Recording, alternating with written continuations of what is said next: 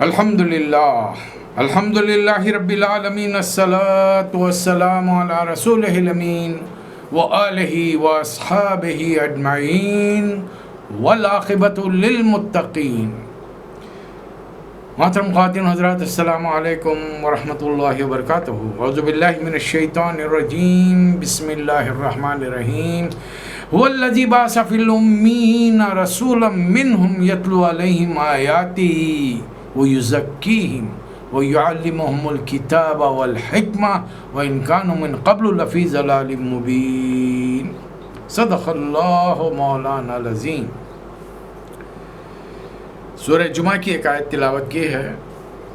اللہ تعالیٰ نے ارشاد فرمایا کہ وہی تو ہے جس نے امیوں میں ایک نبی اٹھایا ہے جو انہیں اللہ کی آیات پڑھ کے سناتے ہیں، پاکی عطا کرتے ہیں اور علم اور حکمت کی باتیں بتاتے ہیں۔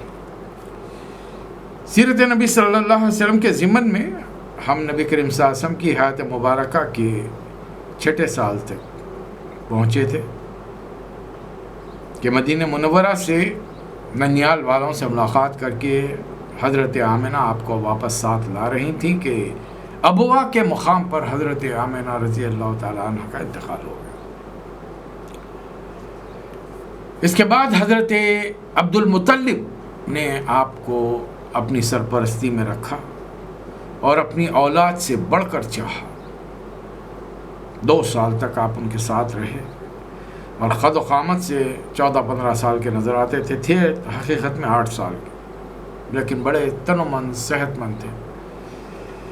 دوست احباب سے کھیلتے رہتے اور جب اچانک طبیعت چاہتی آ کے دادا کے ساتھ ان کی مسند پر بیٹھ جاتے۔ اب وہ جو ان کے بیٹے تھے مسند کے اطراف بیٹھے ہوئے، ان کی کوشش ہوتی کہ جو خود قالین کے اس فرش کے کناروں پہ بیٹھے ہوتے تھے، ان کی کوشش ہوتی تھی کہ نبی کریم صلی اللہ علیہ وسلم کو کھینچ کر بازو لائیں، اور لیکن حضرت عبد المطلب نبی صلی اللہ علیہ وسلم کو پکڑ کر اپنے قریب کر لیتے، بیٹھتے، انہیں بٹھا لیتے اور فرماتے کہ میرے بیٹے کو چھوڑو، خدا کی قسم اس کی شان ہی کچھ اور ہے، میں امید رکھتا ہوں کہ ایسے بلند مرتبے پر پہنچے گا جہاں تک آج تک کوئی عرب نہیں پہنچا۔ انہیں کیا معلوم، وہ بات عربوں کی کر رہے ہیں، جبکہ یہ پوری مخلوقات میں اس عظیم الشان کو منصب اللہ تعالیٰ، یہ عظیم الشان منصب نبی کریم صلی اللہ علیہ وسلم کو دینے والا ہے۔ بہرحال حضرت ام ایمن کا بیان ہے ابن سعد میں اور حافظ سخاوی میں کہ فرماتی ہیں کہ جب حضرت عبد المطلب کا انتقال ہوا، نبی صلی اللہ علیہ وسلم 8 سال کے تھے اور اپنے دادا کے سرانے کھڑے ہوئے رو رہے تھے۔ اب آپ کی سرپرستی روایات کے مطابق، کثیر روایات کے مطابق حضرت ابو طالب نے سنبھالی، جن کا اصلی نام عبد مناف تھا، لیکن یہ اپنے بڑے بیٹے طالب کی وجہ سے ان کی کنیت ابو طالب مشہور ہو گئی کہ اصل نام ان کا نیچے جب دب گیا اسمبلی۔ یہ بیٹے حضرت ابو طالب کے، حضرت طالب، یہ رسول اللہ صلی اللہ علیہ وسلم کے ہم عمر تھے اور نبی صلی اللہ علیہ وسلم کو بہت چاہتے تھے۔ ان کے حالات زندگی کا کوئی زیادہ پتہ نہیں چلا حضرت ابو طالب کی اولاد میں۔ روایت یہ ہے کہ انہوں نے جنگ بدر میں حصہ لیا، لیکن اس جنگ بدر کے لیے لوگوں نے جب مجبور کیا قریش نے، تو یہ ساتھ تو آئے فوج کے، لیکن وہاں سے پھر کہاں چلے گئے، نہ جنگ میں حصہ لیا، نہ ان کی کوئی خیر خبر مل سکی۔ اپنی اولاد سے بڑھ کر حضرت ابو طالب نبی صلی اللہ علیہ وسلم کو چاہتے تھے، ہمیں تقریباً ہمیشہ ساتھ رہتے تھے، کھانے کی وقت کوشش یہ ہوتی تھی کہ ساتھ لے کر کھائیں۔ رسول اللہ صلی اللہ علیہ وسلم کی ان خوبیوں کو انہوں نے بھی محسوس کر لیا تھا کہ جس دن نبی صلی اللہ علیہ وسلم کے آنے سے پہلے دستر پر بچے کھانا شروع کر دیتے، کھانا کم پڑ جاتا، اور جس دن حضرت ابو طالب بچوں کو روک کے رکھتے، نبی صلی اللہ علیہ وسلم تشریف لاتے اور کھانا آپ شروع کرتے، اس دن اتنا ہی کھانا سب کے لیے کافی ہو جاتا۔ لہٰذا لیکن بچے ہوتے ہیں، اکثر و بیشتر وہ جلدی کھاتے ہیں، تو جس میں کھانا کم پڑ جاتا، تو حضرت ابو طالب نے یہ شروع کیا کہ نبی صلی اللہ علیہ وسلم کے لیے کھانا الگ نکلوا کر رکھ لیتے تھے۔ سردار تھے، حضرت اپنے والد کے انتقال کے بعد میں بنو ہاشم کے سردار بنے۔ آپ کی مسند پر کوئی بیٹھ نہیں سکتا تھا، لیکن نبی صلی اللہ علیہ وسلم جا کر بیٹھتے اور حضرت ابو طالب فرماتے کہ ربیہ کے خدا کی قسم میرے اس بھتیجے پر سرداری سجتی ہے. اور 2-4 سال گزرے ہوں گے. نبی کریم صلی اللہ علیہ وسلم نے دیکھا کہ چچا کثیر العیال بھی ہیں اور عمرہ اور حج کے لیے آنے والے زائرین کی اتنی خاطر تواضع کرتے ہیں کہ اکثر و بیشتر قرض کے تلے دبے رہتے ہیں، لہٰذا ہاتھ تنگ رہتا ہے. چچا کا ہاتھ بٹانے کے لیے آپ نے بکریاں چرائی. جب نبی صلی اللہ علیہ وسلم سے پوچھا گیا تو آپ نے فرمایا کہ ہاں، کوئی نبی ایسا نہیں گزرا جس نے بکریاں نہ چرائی. صحابہ نے پوچھا کہ کیا آپ نے بھی؟ فرمایا کہ ہاں میں نے بھی. میں اہل مکہ کی بکریاں کچھ قرارید کے عوض چرایا کرتا تھا. 1 دینار کے 10ویں یا 20ویں حصے کو قرات کہا جاتا تھا اس زمانے میں. بہرحال اپنے بکریوں کو لے کر آپ جاتے. ظاہر ہے دوسرے لڑکے بھی چرواہے تھے، ان کے ساتھ ملاقات ہوتی. اپنے بارے میں اس دور کے بارے میں رسول صلی اللہ علیہ وسلم فرمایا کہ 2 بار میرے ذہن میں خیال آیا کہ میں جا کر رات میں بستی میں کیا ہوتا ہے دیکھوں. ایک دن اپنے ساتھی سے کہا کہ میرے بکریوں کی نگرانی کرنا اور میں ذرا دیکھ کر آؤں بستی میں کیا ہوتا ہے. گئے. جب بستی کے کنارے پہنچے تو پہلے گھر میں سے گانے بجانے کی آوازیں آ رہی تھی. پوچھا کیا ہو رہا ہے یہاں پر؟ لوگوں نے کہا کہ فلاں فلاں کی شادی ہے. نبی صلی اللہ علیہ وسلم بیٹھ گئے کہ سنو کیا ہو رہا ہے. لیکن اللہ تعالیٰ نے نیند طاری کر دی اور آنکھ اس وقت کھلی جب دوسرے دن سورج نکل آیا تھا گرمی کی وجہ سے. واپس پہنچے تو ساتھی نے پوچھا. نبی صلی اللہ علیہ وسلم نے بتایا کہ بھائی میں تو کچھ دیکھ نہیں سکا، وہاں نیند لگ گئی، واپس آ گیا میں. پھر دوسری رات بھی آپ ساتھی سے پوچھ کر دوبارہ گئے. مکے میں داخل وہی گانا بجانا ہو رہا تھا. آپ تماشا دیکھنے کے بیٹھے تھے کہ پھر نیند طاری ہو. پھر جا کر ساتھی کو بتایا کہ میں کچھ بھی نہیں. اس کے بعد میں پھر کبھی آپ کا رجحان اس طرف ہوا ہی نہیں. ام ایمن کی روایت ہے کہ قریش کے قبیلوں کے لوگ ایک خاص بت تھا ان کی عبادت کا، بوانا، تب تھوڑا فاصلے پر تھا. وہ وہاں جاتے اس کی عبادت کے لیے، سالانہ جاتے اور پورا ایک دن بڑے اہتمام کے ساتھ اعتکاف کرتے، قربانی کرتے، سر منڈواتے اور واپس آ جاتے. حضرت ابو طالب بھی اپنے خاندان کے ساتھ وہاں جایا کرتے تھے. اس زمانے میں نبی صلی اللہ علیہ وسلم جو کم عمر لڑکے تھے، لوگ آپ کو مجبور کرتے، چچا ہے، پھوپھیاں. نبی صلی اللہ علیہ وسلم ہمیشہ انکار کرتے. ایک بار آپ نے کہا کہ اب کتنا لوگ بار بار فرمائش کریں گے اور میں ٹالتا رہوں گا. ساتھ چلے گئے. کافی دیر تک غائب رہے. لوگوں کو، چچاؤں کو، پھوپھیوں کو کوئی نظر ہی نہیں آئے. اور بڑی دیر کے بعد میں جب آپ کو دیکھا واپس آئے تو آپ بہت ہی خوف زدہ تھے. چہرے کا رنگ فخ پڑ چکا تھا. پھوپھیاں آپ کو دیکھ کر لپکی، سینے سے لگایا. پوچھا بیٹا کیا ہوا؟ فرمایا کہ مجھے ڈر ہے مجھے کچھ ہو جائے گا. پھوپھیوں نے کہا کہ نہیں، اللہ تعالیٰ تمہیں کبھی بھی شیطان کے شر میں مبتلا نہیں کرے گا، جس سے کہ تمہارے اندر تو یہ خوبیاں پائی جاتی ہیں. پھر آپ نے کہا کہ میں جب بھی کسی بت کے قریب جاتا ہوں تو اچانک سامنے سے معلوم ہوتا ہے کہ کوئی گورے رنگ کا لمبا تڑنگا آدمی سامنے آ کر کھڑے رہ جاتا ہے اور کہتا ہے کہ اے محمد ان سے دور رہو، انہیں مت چھونا. اور اس کے بعد میں پھر کبھی پھوپھیوں چچاؤں نے آپ سے اصرار بھی نہیں کیا.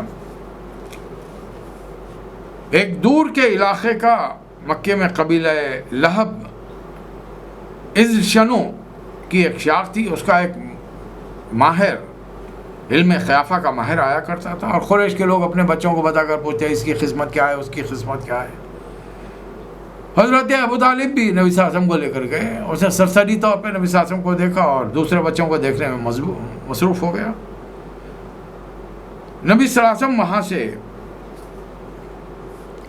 نکل کر چلے گئے تھے. اب جب وہ پوچھنے لگا کہ ابھی جس بچے کو میں نے دیکھا تھا وہ کہاں ہے، اسے فوری لاؤ. اس کی بے چینی کو دیکھ کر حضرت ابو طالب نے کوئی بہانہ بنا دیا ہوگا. جب دیکھا کہ وہ بڑی بےتابی کا مظاہرہ کر رہا ہے، باہر نہیں ہے، لیکن اس نے صاف صاف کہا کہ اس بچے کو میرے پاس لاؤ، خدا کی قسم وہ بہت بڑا آدمی بننے والا ہے. دیکھیے یہ جو مشقتوں، ریاضتوں، محنتوں سے آدمی جو کچھ علم حاصل کرتا ہے نا، اس میں اتنا ہی بتا سکتا ہے، چاہے وہ دینی ہو یا صفری قسم کی ہو. دونوں صورتوں میں آدمی اتنا ہی بتا سکتا ہے کہ بچے کو دیکھ کر اس کی شخصیت، اس میں کوئی بڑا آدمی بننے کے آثار ہیں. دیٹس آل، اس سے بڑھ کر کچھ نہیں. بہرحال بچپن میں ایک روایت بہت مشہور ہے، ہم نے بھی اپنے مدرسے میں بحیرہ راہب کا قصہ پڑھا ہے کہ حضرت ابو طالب جب ایک بار تجارت کے لیے جا رہے تھے، نبی صلی اللہ علیہ وسلم نے بہت ضد کی، رونے لگے. حضرت ابو طالب بے چین ہو گیا، آخر میں آپ کے ساتھ لے لیا، اور جب سفر کرتے ہوئے ایک مقام پہ پہنچے جہاں پر ایک راہب رہا کرتا تھا، عیسائی راہب جسے بحیرہ راہب سے مشہور کیا گیا. وہاں ایک خانقاہ بنی ہوئی تھی، کچھ اس کے آدمی تھے، وہ وہیں پر رہتا تھا صحرا میں. وہ اس قافلے کو آتا ہوا دور سے کھڑا ہوا دیکھ رہا تھا. جب قافلہ قریب آیا تو اس نے کہا کہ آج تمام قافلے والوں کو پیغام بھیجا کہ تمام قافلے والوں کے کھانے کی دعوت ہے ہمارے پاس. سارے لوگ گئے. حضرت ابو طالب نے نبی صلی اللہ علیہ وسلم کو سامان کے پاس بٹھا دیا. اب وہ بحیرہ راہب کھانے کے دوران میں ایک ایک فرد کے پاس جا کر بڑے غور سے اسے دیکھ رہا ہے. آخرکار اس نے پوچھا قبیلے کے سردار کون ہے؟ تو بتایا گیا کہ ابو طالب ہے. پوچھا کہ کوئی آدمی رہ تو نہیں گیا ہے؟ تو حضرت ابو طالب نے کہا کہ نہیں، ایک بچہ ہے میرا میں ایک بچہ ہے جس کو سامان کی نگرانی کے لیے چھوڑ کر آئے. تو اس نے اصرار کیا کہ نہیں، وہ بچے کو بھی کھانے کے لیے بولو. نبی صلی اللہ علیہ وسلم کو لایا گیا. اب اس نے بہت سارے سوالات کیے. نبی صلی اللہ علیہ وسلم کو پہلے قسم دی کہ میں تمہیں لات اور عزا کی قسم دیتا ہوں. تو نبی صلی اللہ علیہ وسلم نے فرمایا کہ مجھے ان کی قسمیں مت دو. یہ روایت ہیں. پھر اس نے کہا کہ میں تمہیں اللہ کی قسم دیتا ہوں. اس نے بہت سارے سوالات کیے، آپ کا اٹھنا بیٹھنا، نیند وغیرہ وغیرہ. نبی صلی اللہ علیہ وسلم تمام جوابات دیتے رہے. اس راہب نے حضرت ابو طالب سے پوچھا یہ کون ہے؟ تو حضرت ابو طالب نے کہا کہ یہ بچہ میرا بیٹا ہے. تو راہب نے کہا کہ نہیں، اس بچے کا باپ زندہ نہیں ہو سکتا. تو کہا کہ ہاں یہ میرا بھتیجا ہے. اب اس پر اس راہب نے صرف اتنا ہی کہا کہ یہ ایک بڑی شخصیت بننے والا ہے اور اسے دشمنوں سے بچا کر رکھو. لیکن بعض روایات ایسی در آئیں جس کو ہمارے دینداروں نے بھی اس کو روایت کر لی، جس کی وجہ سے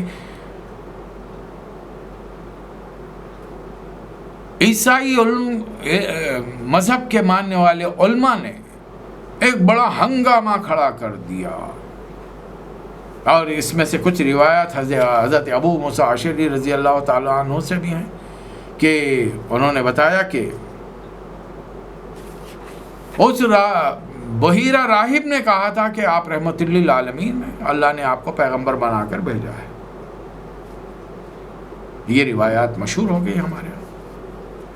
جبکہ وہ زیادہ سے زیادہ اتنا ہی کہہ سکتا ہے کہ آپ ایک عظیم شخصیت، ایک بڑی پرسنالٹی، آپ ایک بڑے آدمی بننے والے ہیں. اس سے بڑھ کر اچھا روایت یہ تھی کہ جیسی بحیرہ نے راہب نے مشورہ دیا کہ آپ کی حفاظت کے لیے فوری گھر بھیج دو، حضرت ابو طالب نے آپ کو حضرت ابو بکر اور حضرت بلال کے ساتھ بھیج دیا. حالانکہ خود نبی صلی اللہ علیہ وسلم 14-15 سال کے ہیں، تو 2-2.5 سال تو حضرت ابو بکر چھوٹے ہیں، حضرت بلال تو اس سے زیادہ چھوٹے ہوں گے. جبکہ حضرت بلال کا جس سے تعلق تھا ان کا بنو ہاشم سے کوئی ربط ناتا نہ سوال ہی نہیں تھا. تو پھر 1-2 بچوں کے ساتھ بھیج دینا. بہرحال یہ واقعہ تاریخ میں بہت مشہور ہوا ہے، اور اس کی بنیاد پر مستشرقین نے، اورینٹلسٹ علماء نے ایک ہنگامہ کھڑا کر دیا اور کہا کہ یہ ساری چیزیں تم نے عیسائی علماء سے لیں اور ایک اپنے آدمی کو تم نے نبی بنا دیا. اچھا چلو ہم نے نبی بنا دیا. بھائی انہوں نے جو کلام پیش کیا، کلام پیش کر کے کہا کہ اللہ کا کلام ہے، تو اس کے ثبوت لاؤ نا تم. اس کے مقابلے میں اس کا مد مقابل کو ایک سورہ بنا کے لاؤ. اسے کہ رسول اللہ صلی اللہ علیہ وسلم نے یہ نہیں فرمایا یہ میرا کلام ہے، تنزیل من رب العالمین، رب العالمین کا کلام ہے، یہ فرمایا تھا. اگر صرف نبوت کا دعویٰ کرتے ہیں تو پھر یہ دلیل کے طور پر آپ نے قرآن کو پیش کیا ہے. تو پھر قرآن اگر انسانی کلام ہے اور رسول اللہ صلی اللہ علیہ وسلم فرما رہے کہ یہ میرا کلام نہیں ہے، جبکہ آپ کا دوسرا جو کلام ہے جو احادیث کی شکل میں، وہ خود اتنا مستند اور اتنا اعلیٰ ہائی کیلیبر کا ہے، وہ بھی عربی کی ایک عروج پر پہنچا ہوا ہے کہ اس کا مقابلہ کرنا بھی بہت آسان بات نہیں ہے. تو قرآن کا مقابلہ تم کہاں سے کرو؟ اور یہ تو اللہ کا کلام ہے. لیکن اب جنہوں کے دلوں میں ٹیڑھ ہوتی ہے وہ جب نہیں ماننا چاہتے ہیں تو پھر اللہ بھی ختم اللہ علی قلوبہم وعلی سمعہم وعلی ابصارہم غشاوہ، ان کے دل کو سیل لگا کر چھوڑ دیتا ہے۔ بہرحال رفتہ رفتہ عمر بڑھتی رہی اور آپ نے ایک عمر کے حصے میں آ کر تجارت شروع کر دی۔ 22 سے 24 سال کے ہوں گے جب آپ تقریباً 14-15 سال کے تھے۔ ایک جنگ ہوئی تھی، حرب فجار۔ اس جنگ میں نبی صلی اللہ علیہ وسلم نے صرف اتنا حصہ لیا کہ دشمن کے تیر جب آپ کے لوگوں کی طرف آتے، آپ کے چچا جو جنگ میں حصہ لے رہے تھے، تو آپ وہ تیر اٹھا کر اپنے چچاؤں کو دیتے تھے، اس سے بڑھ کر کچھ نہیں۔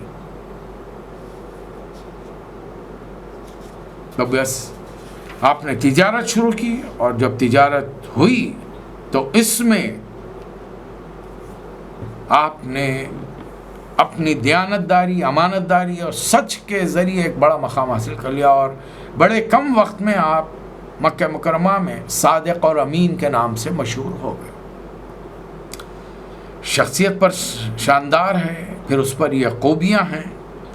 مکے کی ایک خاتون نے جب آپ کے بارے میں سنا، جو خود انتہائی مالدار خاتون تھی مکے کی، بہت خوبصورت، مکے کے بڑے بڑے سردار ان خاتون سے نکاح کرنا چاہتے تھے، لیکن ان کا خود 2 نکاح ہو چکے تھے، دونوں شوہر مر چکے تھے، اور دونوں سے اولاد بھی تھی ان کی، ایک بیٹا ایک بیٹی، ہند اور حالہ۔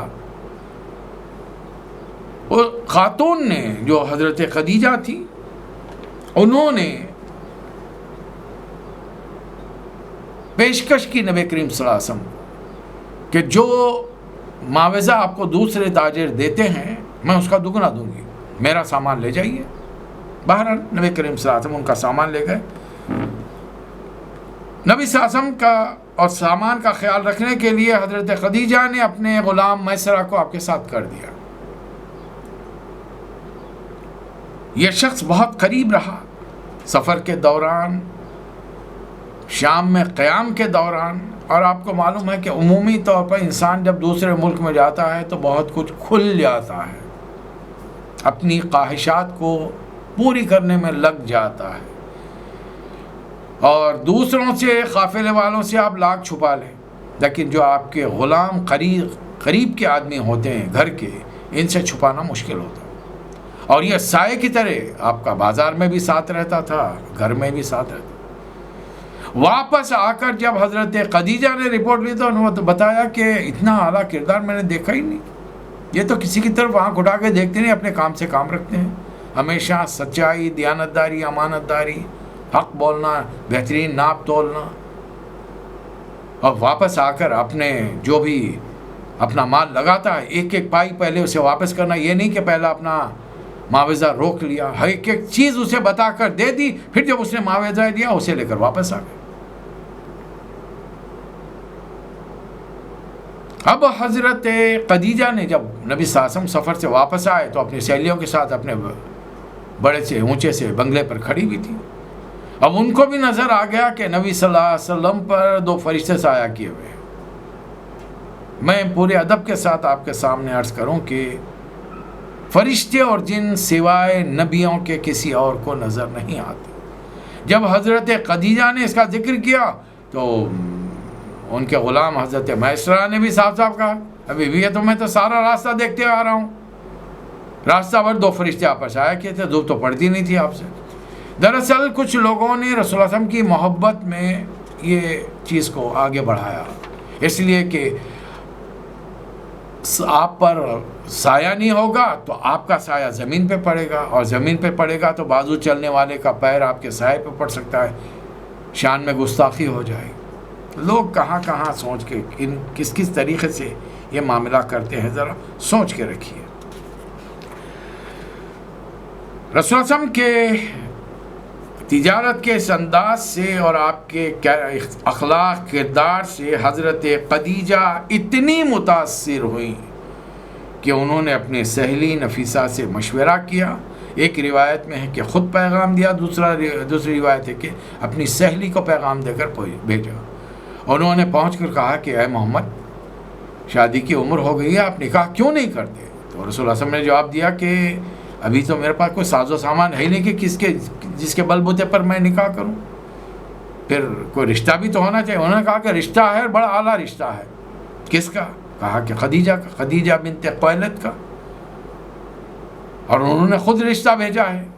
نبی کریم صلی اللہ علیہ وسلم نے اپنے چچا حضرت ابو طالب سے مشورہ کیا.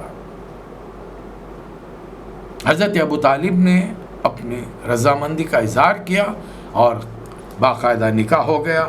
نکاح کے وقت حضرت خدیجہ کی عمر 40 سال تھی. 2 بچوں کی ماں تھی, 2 شوہر گزر چکے تھے. نبی کریم صلی اللہ علیہ وسلم کی عمر مبارک 25 سال تھی. یہ اللہ کی مشیت تھی کہ ایک نوجوان کا نکاح ایک عمر رسیدہ خاتون سے, 15 سال بڑی خاتون سے. اندازہ لگائیے آج کے آپ کی امتی, نام نہاد امتی, ان کی مائیں جو اپنے بچوں کے لیے, بیٹوں کے لیے لڑکی رشتہ دیکھنے جاتی ہیں تو حسین پری ڈھونڈنا چاہتی ہے, کم عمر, چھریرے بدن کی, دبلی پتلی, ہلکی پھلکی. بیٹے سے 1-2 سال بڑی بھی اگر عمر اس کی نکل جائے تو فوری کہہ دیں گے مجھے بیٹے کے لیے بیوی چاہیے, خالہ اماں نہیں چاہیے. تو کہاں محمد نبی کریم صلی اللہ علیہ وسلم سے ہماری محبت ہے بھائی؟ سنت رسول تو یہ ہے کہ اپنے 15 سال بڑی خاتون سے, 2 سابقہ شوہروں کے ساتھ زندگی گزارنے والے سے, 2 بچوں کی ماں کے ساتھ آپ نے نکاح کیا ہے. اور پھر ایسا ٹوٹ کے اپنی بیوی کو چاہا ہے. ان کی زندگی میں کوئی نکاح نہیں کیا, حالانکہ دولت کی فراوانی کمی نہیں, لونڈیوں کی کمی نہیں.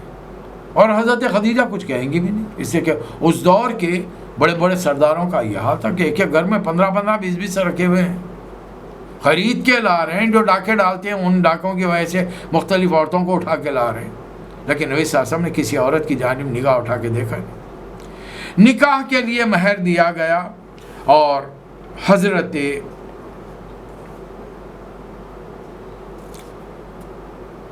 نبی کریم صلی اللہ علیہ وسلم نے حضرت خدیجہ کا مہر ادا کیا.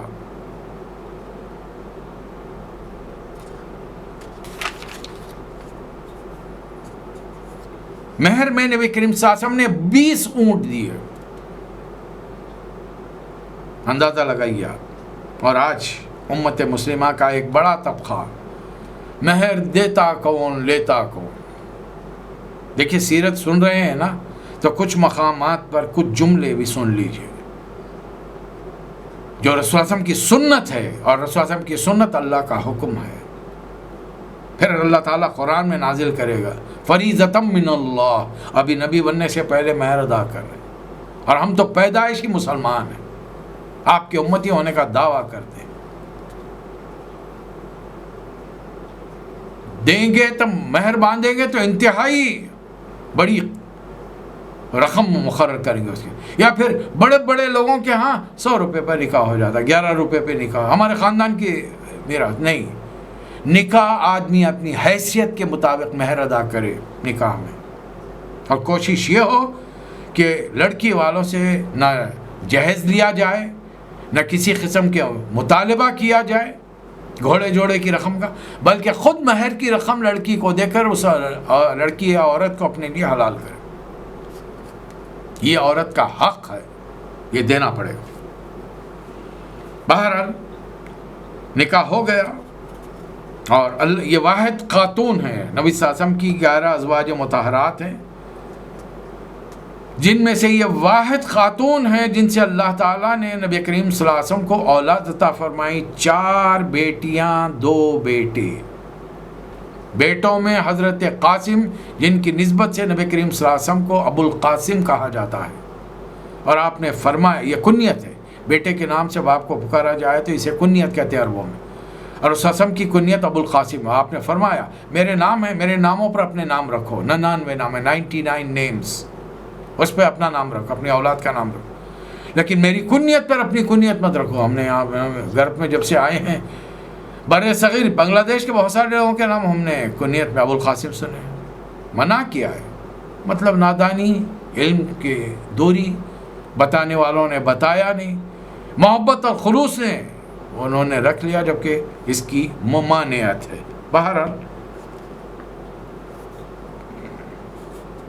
اب ہمارے امت مسلمہ ایک گروہ ایسا ہے جو ان اولاد کی تردید کرتا ہے اور کہتے ہیں کہ نہیں صاحب، بس ایک صاحبزادی تھی نبی کریم صلی اللہ علیہ وسلم کو، حضرت فاطمہ، دوسری بیٹیاں نہیں تھیں، بیٹے ہو سکتے ہیں۔ یہ اللہ تعالیٰ کو قواعد سکھا رہے ہیں، عربی گرامر سکھا رہے ہیں۔ سورہ احزاب پڑھیے، اللہ نے کیا حکم دیا ہے، یا ایھا النبی قل لازواجک وبناتک ونساء المؤمنین۔ اللہ کو بھی گرامر سکھانا ہے، زوجہ ایک، ازواج کئی، بنت ایک، بنات کئی۔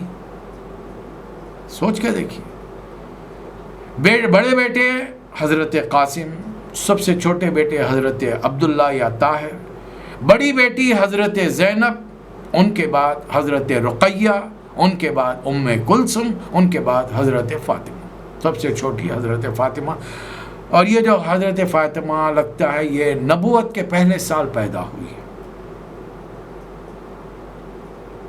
شروع کے دنوں میں، اور لگ بھگ اسی دور میں ایک آدھ سال بعد شاید چھوٹے بیٹے حضرت عبداللہ بھی پیدا ہوئے تھے۔ بہرحال بڑے سکون کی زندگی گزر رہی ہے نبی کریم صلی اللہ علیہ وسلم کی، انتہائی چاہنے والی، ہر خدمت کے لیے، ہر چیز کے لیے جان نچھاور کرنے والی زوجہ ملی ہے۔ نبی صلی اللہ علیہ وسلم بھی بہت چاہتے ہیں، اور یہ بات کے دور میں آپ کو پتہ چلے گا کہ حضرت عائشہ نے کیا فرمایا تھا، اور نبی صلی اللہ علیہ وسلم نے ناراضگی کا اظہار کیا۔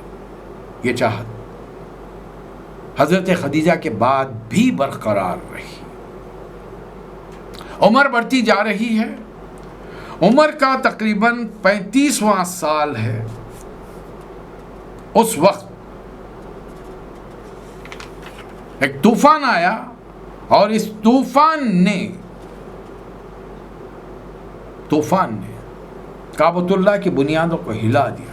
اچھا، حضرت خدیجہ سے شادی ہوئی، انہی ایام میں ان کے بھتیجے حضرت حکیم بن حزام رضی اللہ تعالیٰ عنہ، یہ تو ابھی ایمان نہیں لائے، بہت بعد میں ایمان لاتے، تقریباً 8 ہجری کے بعد ایمان لاتے۔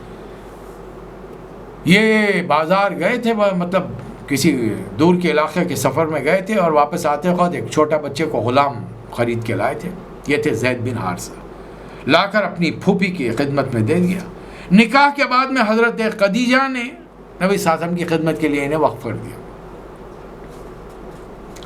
کچھ عرصے کے بعد ان کے والدین کو اطلاع ملی، یہ دراصل یمن کے رہنے والے ہیں اور بڑے اعلیٰ خاندان کے ہیں۔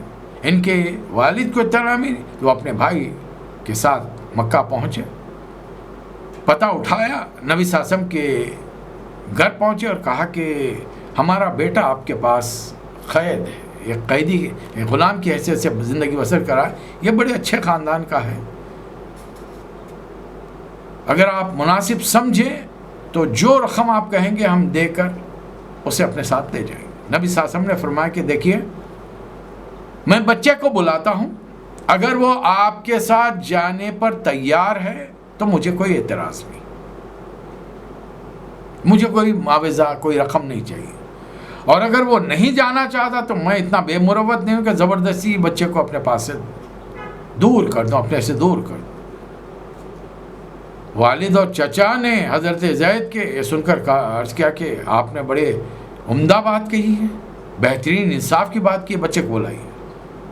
حضرت زید آئے، نبی صلی اللہ علیہ وسلم نے پوچھا کہ پہچانتے ہوئے دونوں حضرات کو؟ کہا کہ ہاں، یہ میرے والد ہیں، یہ میرے چچا ہیں۔ رسول اللہ علیہ وسلم نے فرمایا کہ یہ دونوں تمہیں لینے کے لیے آئے۔